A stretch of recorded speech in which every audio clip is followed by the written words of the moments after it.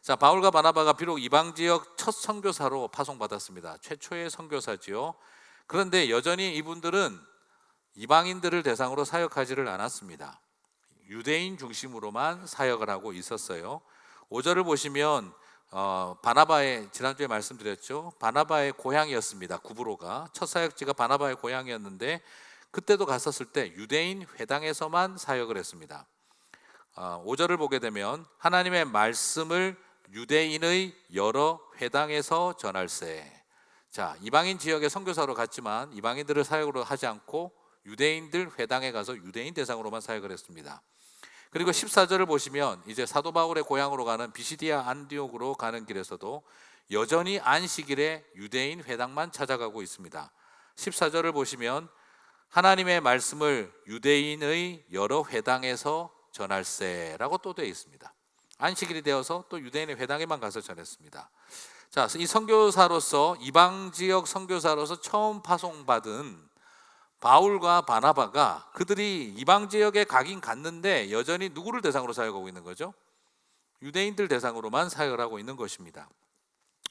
자, 비록 이 구브로에서 태어나고 비시디아 안디옥 그 고향 가는 길 근처에서 태어났던 이 바나바와 바울, 소위 말해서 고향이 예루살렘이 이스라엘이 아닌 유대인임에도 불구하고 다른 나라에서 태어났던 이중 문화를 완벽하게 경험하고 이중 문화를 언어를 경험하고 있는 이분들조차도 선교사로 이방 지역에 갔는데 여전히 유대인 중심으로만 사역을 하고 있었다는 거예요. 쉽지가 않았던 겁니다. 자기에게 익숙했던 경험과 사고를 뛰어넘지를 못했던 거예요. 사역의 열매는 그런데 어떻게 나타나고 있습니까? 사역의 대상은 분명히 유대인인데 사역의 열매는 거꾸로 독특하게 이방인을 통해서 나타나고 있습니다. 구브로에서도 유대인이었던 바 예수라고 하는 그 엘루마 마술사가 계속 회방을 합니다. 복음이 전해지고 있는데 유대인은 계속 회방을 하고 오히려 이방인이었던 총독이 믿었습니다.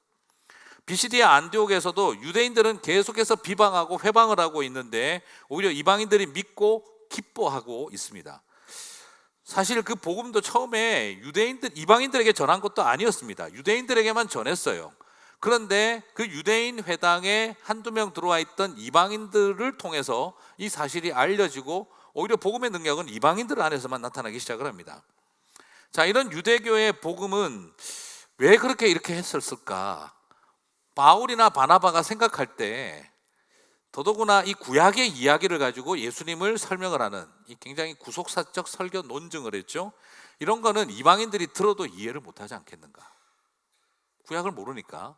그러니까 전략적으로 생각해서 유대인 회당에 가서 그 바리새인들 출신들에게, 영향받은 사람들에게 유대인 회당에 가서 구약 성경을 새롭게 리인터프리테이션을 해주면, 재해석을 해주면 이 사람들이 이해하고 믿을 거다 하고 전략을 가진 것이죠.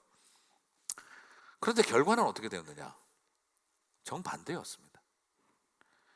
유대인 회심자도 없는 건 아니었지만 이방인 중에서 더 많은 회심이 일어나기 시작을 했다는 거예요. 복음이 회당에 전해졌지만 유대인 회당에서는 회방과 반박과 시기만 넘쳐 흘렀습니다. 그런데 이 복음이 도시와 지방으로 흘러가기 시작하자, 펼쳐지기 시작하자 그 도시와 지방에서는 기쁨과 성령이 충만하기 시작했습니다. 반박과 시기와 미움이 충만한 회당과 이방인 도시에서는 기쁨과 성령이 충만한 역사가 일어나기 시작을 하더라는 거죠. 선교사 두 분은 유대인 회당을 중심으로 사역을 하려고 했습니다. 왜요? 자기들이 익숙하잖아요. 사도 바울은 더더구나 바리새인 출신입니다. 이 회당 문화 자체가 바로 유대인 바리새인들의 문화의 결과입니다. 그리고 자기 자신이 누구보다 율법에 대해서 잘 아는 사람입니다. 그래서 나 예루살렘에서 온 가말리엘 문화생 바리새인이요, 그러면서 가르치면 사람들이 더 귀를 기울여서 듣지 않겠는가? 내가 가지고 있는 리소스가 나는 충분히 율법을 통해 예수님을 논증할 수 있는 리소스가 있고, 나는 더더구나 예루살렘에서 바리새인 중에 바리새인 가말리엘 문화생 출신이고 소위 레벨이 높다 이거죠.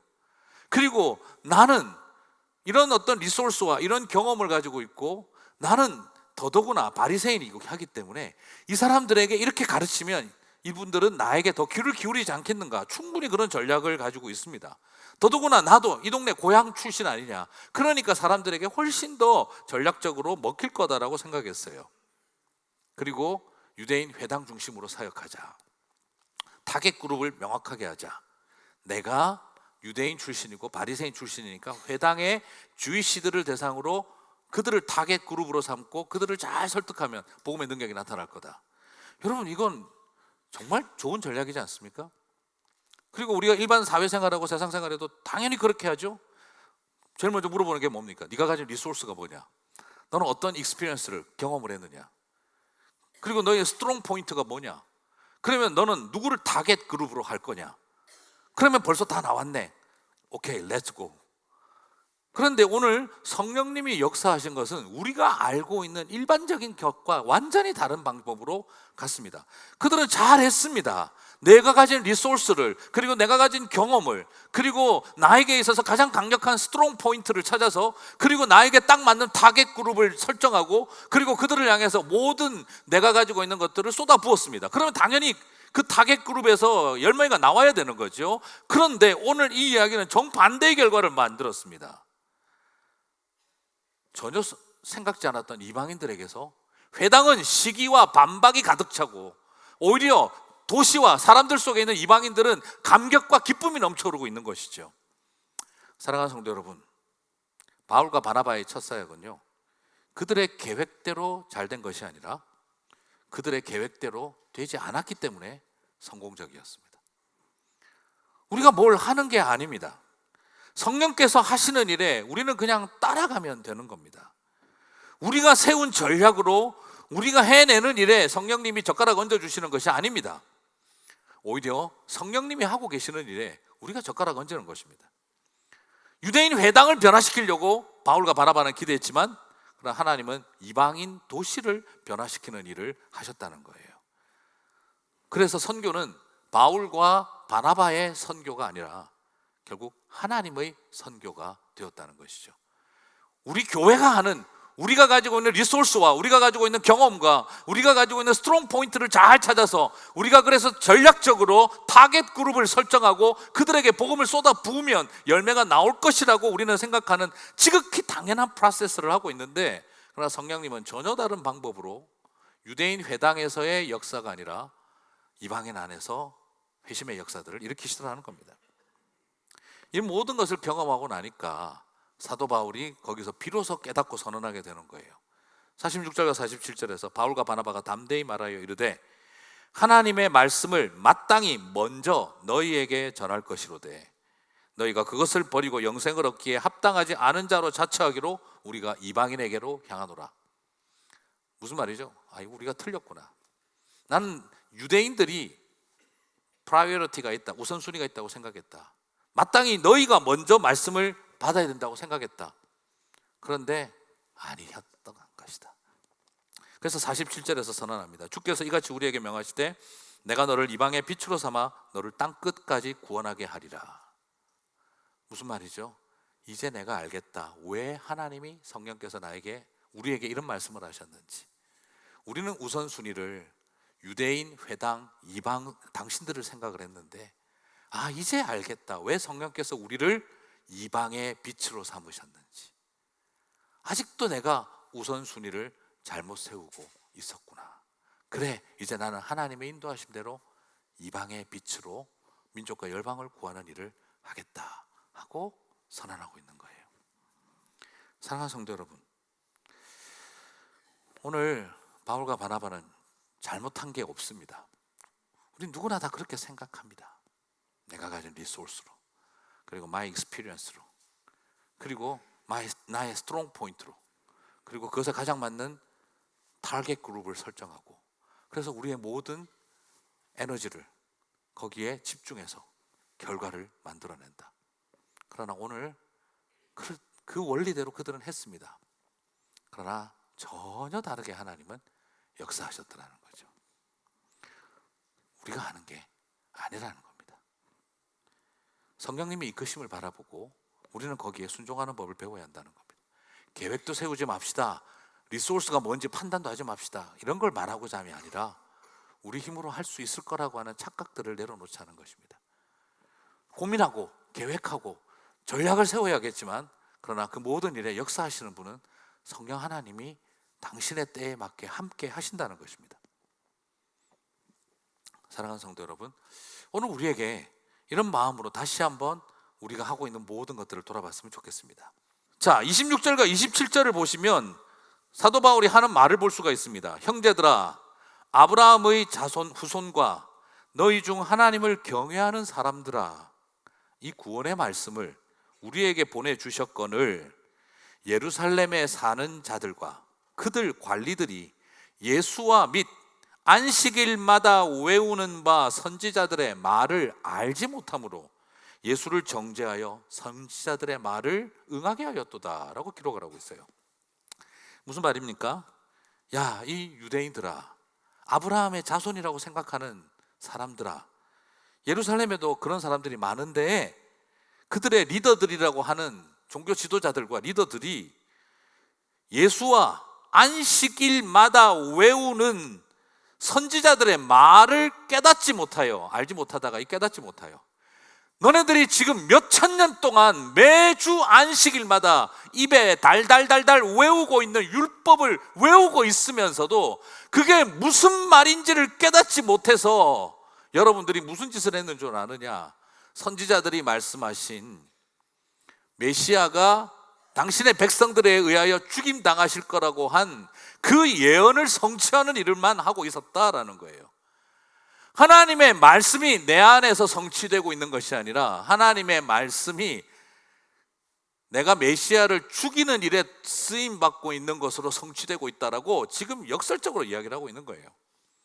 무슨 말입니까? 구원의 말씀을 가르치면 뭐합니까? 안식일마다 외우고 또 외우고 평생 외우고 살아왔는데 그게 하나님의 말씀이 뭘 뜻하는지를 모르고 있는데, 그게 바로 말씀이신 예수님을 보여주고 있는데 그게 누군지를 모르고 있는 너희들이 기껏 하나님 말씀을 성취한 일이 뭐냐? 선지자들이 말한 것처럼 메시아를 죽이리라, 그 말씀을 성취하는 일만 하고 있었다는 거예요. 여러분, 여기서 알지 못함으로라는 이 헬라어 단어는요, 원어가 뭐냐면 아는 게 하나도 없다라는 걸 뜻하는 게 아니에요. 예수에 대해서 들어본 적도 없고 말씀 자체를 모른다는 말이 아니에요. 여기서 말은 뭘 말합니까? 배우고 듣고 경험하고 달달 외우고 있어도 깨닫지 못한다는 게 무지의 뜻입니다. 여러분, 평생 외우고 평생 공부했습니다. 그런데 깨달은 게 없는 겁니다. 평생 교회 가서 설교 듣고 성경 공부했는데 복음이 뭔지 모른다는 것과 같습니다. 평생 예수님에 대해서 가르침을 받았는데 예수님이 누군지 깨닫지 못하고 있다는 말과 같은 말인 것입니다. 저는 그래서 이걸 보면서 제가 느끼는 게 바로 뭐냐 그러면, 야, 이게 목사님 근데 말이 돼요? 그게 평생을 외우고 살아온 사람들이 어떻게 모른다고 할 수 있어요? 근데 지금 그렇게 돼 있어요. 그리고 이건 그들만의 이야기가 아니라 우리 이야기일 수도 있습니다. 누가 와가지고 네가 믿는 하나님이 어떤 분인지 소개 좀 해줄래? 친구야, 복음이 뭐니? 너에게 있어서 복음은 어떤 가치를 가진 것이니? 하고 누가 훅 들어와서 물어보시면 뭐라고 대답하시겠습니까? 하나님은 어떤 분이셔? 나에게 말해줄 수 있어? God is good all the time. 이걸만 알 수 있는 건 아닐까요? 그래, 좋은 분인데 어떻게 좋은 분이야? 너무 좋은 분이셔. 행여라도 나는 하나님이 어떤 분인지 설명할 수 있는 일에 나는 어떤 준비가 되어 있을까? 복음이 뭐니? 너에게 있어서 복음은 어떤 거야? 복음은 좋은 소식으로서 good news야. 그건 번역한 거지 설명한 게 아닙니다. 어느 틈에 우리도 모르게 나는 정말 복음을 뭐라고 설명할 수 있을까? 나는 정말 예수님을 어떤 분이라고 말할 수 있을까? 일주일에 최소한 한 번에서 두 번, 많게는 5번도 설교를 들을 수 있는데 내가 20년, 30년, 40년, 50년, 60년, 70년 설교를 일주일에 2번, 3번씩 들어왔지만 나는 과연 하나님, 예수님, 복음을 어떻게 설명할 수 있을까? 과연 깨달아 알고 있을까? 오늘 우리는 한번 심각한 고민을 해봐야 합니다. 오늘 사도 바울이 유대인들에 대해서 내렸던 평가입니다. 매 안식일마다 외우고 있으나 그러나 깨닫지 못하고 있더라. 그래서 선지자들의 말씀대로 예수님을 십자가에 죽이는 일을 성취하고 있더라. 깨달음이 없는 앵무새가 되면 안 되는 것입니다. 깨달음이 없는 지식을 무지라고 합니다. 이 깨달음이 없는 지식이 무엇을 하는 것입니까? 깨달음이 없는 지식이 예수님을 십자가에 못 박아 죽여서 하나님의 말씀을 성취하는 일만 하고 있는 것입니다. 무지해서 무지한 것이 아니라 깨달음이 없을 때 우리는 엉뚱하게도 예수님을 십자가에 못 박아 죽이는 그 말씀을 성취하는 일을 할 수 있는 존재라는 것을 오늘 지금 사도 바울이 우리들에게 도전하고 있는 것입니다. 우리가 바라봐야 할 것은 그렇게 평생 율법을 외워도 깨닫지 못한 예수, 이방인들이 그 말씀을 듣고 감격했다는 것이죠. 그래서 이 회당의 사람들을 뭐라고 표현하느냐? 41절에서는 멸시하는 사람들이라 그러고 45절에서는 시기가 가득하고 반박하고 비방하는 사람들이라고 표현하고 있습니다. 회당의 사람들, 무지하고 시기가 가득한 사람, 무지하고 시기가 가득한 사람이라고 정의하고 있습니다. 이것을 보며 그들 비난하고 넘어가는 일이 아닙니다. 우리 자신도 이 회당의 사람들이 될 수 있기 때문입니다. 제가 예전에 한번 말씀을 드렸죠. 안티 기독교 사이트를 운영하는 운영자하고 제가 2시간 가까이 인터뷰를 채팅을 하면서 인터뷰를 했던 적이 있습니다. 제가 어디 보고서 글을 내야 될 일이 있어서 그 사이트 운영자를 만나서 한 2시간 가까이 채팅을 했습니다. 인터뷰를 했어요. 그래서 맨 마지막 제가 인터뷰 제목은 마지막으로 기독교인들에게 하시고 싶은 말이 뭐가 있습니까? 라고 제가 했더니 이 친구가 고민도 없이 바로 답을 달았습니다. 제발 성경 좀 읽으라고 하십시오. 충격이었습니다. 그리고 그 다음 하는 말이 뭐냐? 자기가 믿는 게 뭔지도 모르면서 어떻게 믿습니까? 자기가 믿는 게 뭔지 설명도 못하면서 왜 나를 설득하려고 하는지 모르겠습니다. 항상 들어와서 어설픈 지식으로 우리를 혼내려고 하는 언행을 자제했으면 좋겠습니다. 그래서 우리랑 대화를 하고 싶어도 그분들이 자기들이 믿는 게 뭔지 몰라서 대화도 논쟁도 되지 않습니다. 그러다가 기껏 나중에 하는 말이 좀 아는 성경 지식으로 폼 잡다가 지옥 간다 하는 말만 남깁니다. 그럼 무례한 기독교인들 좀 그만 만났으면 좋겠습니다. 이게 그때 그 친구가 저한테 썼던 말입니다. 제가 그걸 듣고 나서 여러 생각을 하고 마음이 골치가 아팠습니다. 그리고 나서 오늘 말씀 이게 생각이 납니다. 그들 관리들이 예수와 및 안식일마다 외우는 바 선지자들의 말을 알지 못함으로 예수를 정죄하여 선지자들의 말을 응하게 하였도다. 이게 어쩌면 그때 그 회당 사람들의 이야기가 아니라 지금 우리들의 이야기가 될 수도 있겠구나 하는 생각이 들었습니다. 우리는 금방 바로 그 회당 사람들, 유대인들을 살펴봤습니다. 무지와 시기의 사람들이었다고 사도행전은 기록하고 있습니다. 알면서도 깨닫지 모르는 사람들, 외우면서도 모르는 사람들, 모르면서 반박하고 있는 사람들, 반박하다 이기지 못하니 시기하고 미워하는 사람들이라고 묘사하고 있었습니다. 그런데 오늘 이 이야기 속에 등장하는 도시의 이방인들은 사도행전은 다르게 표현하고 있습니다. 듣고 깨닫고 기뻐하며 성령이 충만하더라. 회당의 사람들은 외우고 모르고 반박하고 시기로 가득한 사람들이라고 되어 있는데 그것과 거의 카운터 컨셉으로 듣고 깨닫고 기뻐하며 성령이 충만한 사람들이었다라고 표현하고 있습니다. 누가는 사도행전을 기록하면서 회당의 사람들과 그리고 이방인들의 모습을 아주 재미나게 대조시켜 놓고 있습니다. 44절을 봅니다. 그 다음 안식일에는 온 시민이 거의 다 하나님의 말씀을 듣고자 하여 모이니 48절을 봅니다. 이방인들이 듣고 기뻐하여 하나님의 말씀을 찬송하며 영생을 주시기로 작성된 자들은 다 믿더라.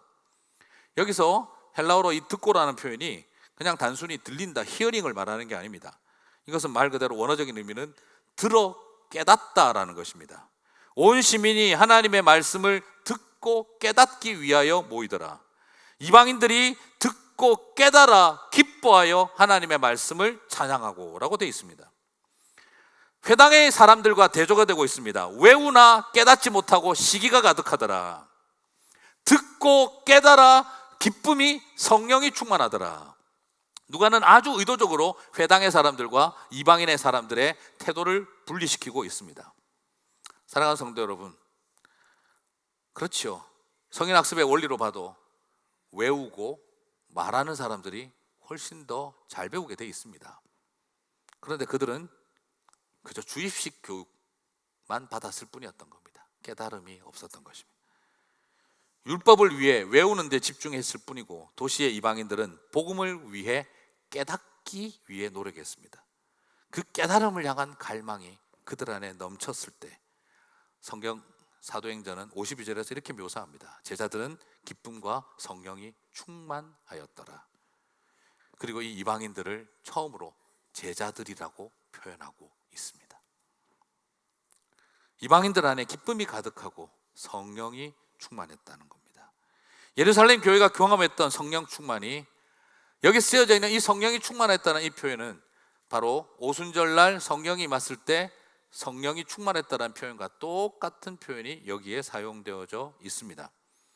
성령님은 예루살렘에서만 충만했던 것이 아니라 비시기아 안디옥에서도 여전히 충만하셨다는 것입니다. 무지와 시기가 가득한 회당에 충만하셨던 것이 아니라 바로 이방인들 안에서 성령이 충만하였다는 것입니다. 한번 들은 복음을 또 듣고 싶어 하고 말씀을 향한 갈급함이 흘러 넘치던 것이 이방인들의 모습이었습니다. 그리고 말씀을 전하는 자를 존중하고 그리고 바울과 바나바를 따르기 시작을 했습니다. 사람의 말이었다면 그럴 수가 없는 것입니다.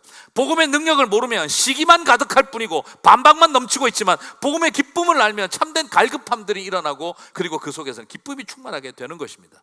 복음을 멸시하는 사람들은 바울과 바나바를 박해하여 쫓아냈지만 그러나 복음을 깨닫는 사람들은 존중하고 따르기 시작했던 것입니다. 저는 그런 소망을 가져봅니다. 우리 교회가 복음으로 충만하게 되시기를 주님의 이름으로 축복합니다. 교회 리더들이 하나님의 말씀과 복음을 온전히 깨달아 알고 증거하는 사람들이 되시기를 바랍니다. 그래서 세상 속에서 복음을 증거하고 더 복음을 알고 싶어하고 복음을 향한 갈급함들이 더욱 넘쳐났으면 좋겠습니다. 그럴 때 기쁨이 충만하고 성령이 충만한 것입니다. 여러분, 성령 충만 오늘 어떻게 일어났습니까? 열정적인 집회가 있어야 성령 충만이 일어나는 게 아니라 뭐가 있으면 되는 겁니까? 복음을 깨달아 알고 복음을 사랑할 때 내 안에 기쁨이 충만하고 성령이 충만하더라 그랬습니다. 그래요. 너무 특별한 신비한 체험을 해야 성령 충만한 것이 아닙니다. 복음에 대한 깨달음, 복음에 대한 갈급함, 그 갈급함이 넘칠 때 그 깨달음이 기쁨 충만이 되고 그 깨달음이 성령 충만으로 저와 여러분을 이끌어가는 것입니다. 그래서 저는 우리 교회가 복음 충만, 기쁨 충만, 그리고 성령 충만했으면 좋겠습니다. 그게 제자들 안에 가득한 모습이었습니다. 그래서 52절이 기록된 겁니다. 제자들은 성령과 기쁨이 충만하니라. 저는 이 역사가 우리 안에도 일어나게 되시기를 주님의 이름으로 축복합니다. 여러분, 그 영어 단어 중에 강대상에서 쓰기엔 썩 좋은 단어는 아닌데 그래도 오늘 꼭 좀 써야 될 것 같습니다. 이디엇이라는 단어가 있습니다. 우리 한국말로 옮기면 뭐죠? 바보, 뭐 멍청이 이런 뜻이죠. You idiot 이러면 그 되게 나쁜 말이죠, 그죠?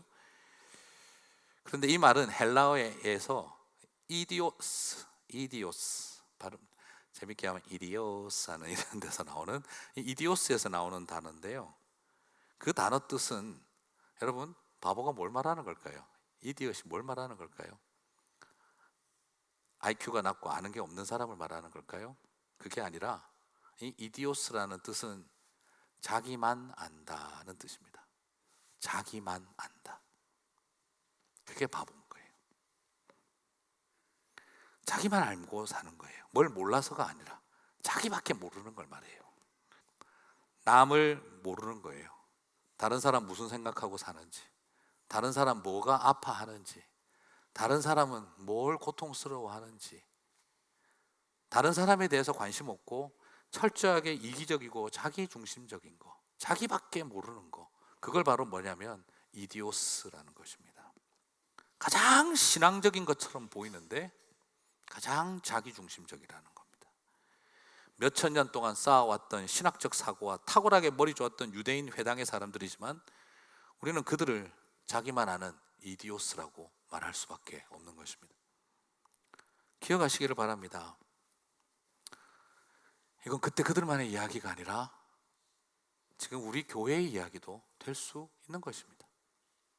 우리도 회당의 사람들이 될 수 있는 것입니다. 가장 이타적인 종교를 가장 이기적인 종교로 만들 수 있는 겁니다. 오늘날 어쩌면 교회가 자기들밖에 모르기 때문에 이 세상에서 교회는 바보 소리를 듣고 있는지도 모릅니다. 그렇게 열심히 배운 성경 지식과 열심히 들은 설교가 우리를 바보되게 만들고 있는지도 모르는 것입니다. 2000년을 쌓아온 기독교 서적과 신학적 사색이 넘치고 신학교마다 도서관이 터질 듯이 책이 많이 쌓여 있어도 우리를 바보의 자리에서 구출해 줄 수 없습니다. 자기만 알려고 하지 않을 때, 나와 우리의 울타리를 뛰어넘어 이웃과 소외된 자들과 아픈 사람들과 버림받은 사람들과 강도 만난 자들의 친구가 되기 위해서 나라는 울타리를 넘어설 때, 그들의 아픔을 알려고 할 때, 그들의 눈물을 알려고 할 때, 그들의 절망과 함께 하려고 할 때, 그때 우리는 바보가 아닌 것입니다. 이사야서 53장 5절은 우리들에게 말합니다. 그가 찔림은 우리의 허물 때문이요 그가 상함은 우리의 죄악 때문이라. 그가 징계를 받음으로 우리는 평화를 누리고 그가 채찍에 맞음으로 우리는 나음을 입었도다. 베드로전서 2장 24절에서 베드로 사도는 말합니다. 친히 나무에 달려 그 몸으로 우리 죄를 담당하셨으니 이는 우리로 죄에 대하여 죽고 의에 대하여 살게 하려 하심이라. 그가 채찍에 맞음으로 너희는 나음을 얻었나니. 그렇습니다. 우리를 향해서 예수 그리스도께서 먼저 바보가 되어 주셨습니다. 그리고 또한 저와 여러분에게 그 이야기의 길로 가라고 이야기하고 계십니다.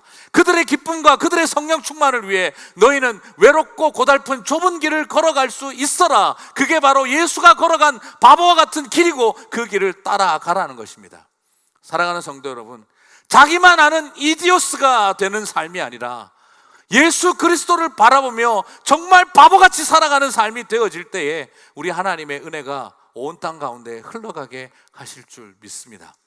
오늘 저와 여러분이 이 두 갈래 길에서 나는 어떤 길을 선택할 것인가, 우리 주님 원하시는 그 길 앞에 서는 주님의 길을 따라가는 저와 여러분 되시기를 주님의 이름으로 축복합니다.